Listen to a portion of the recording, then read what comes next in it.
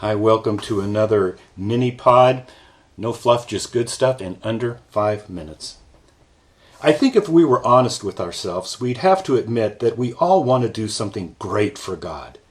When I was 21, newly married and new to the ministry, I can remember saying, laying down on my back and in bed with Ellen and saying, before I die, I just want to do something great for God, something significant.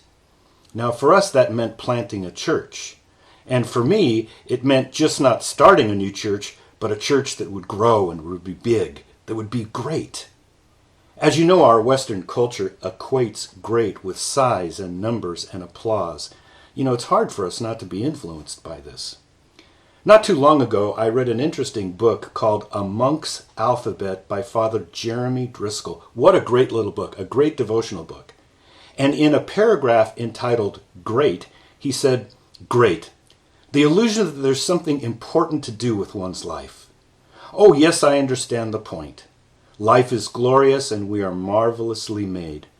But perhaps it's a question of the approach. When someone sets out to do great things, how much is accomplished, really, and at what exorbitant prices? Maybe it's better to let go of the focus on great things as a goal and to live with hope placed in heaven, and then just use well whatever time we have at our disposal. Now, something great may end up being done, but great will never mean a great me, a me that is marvelous and outlasts the short span of a lifetime. Great may mean something good done for others, something of value left behind, but I will vanish more and more. That's how it is.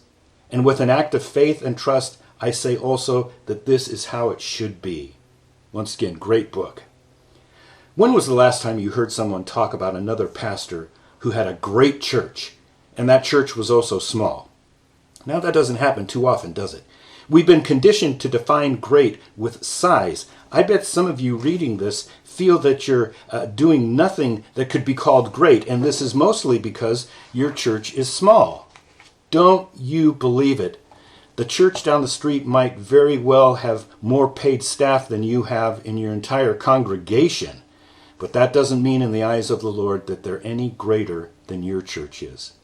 You've been called to be a great pastor, great in character, great in your soul, great in love, great in faithfulness to your family and your calling. If that's not enough for you, then maybe you need to get away for some reflection and discover why. You're called to do something great, but it's more a call to be something great.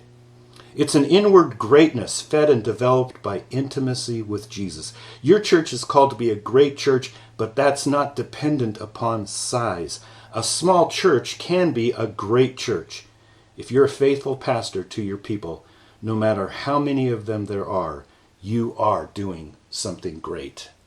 This is Dave Jacobs of Small Church Pastor. See you next week.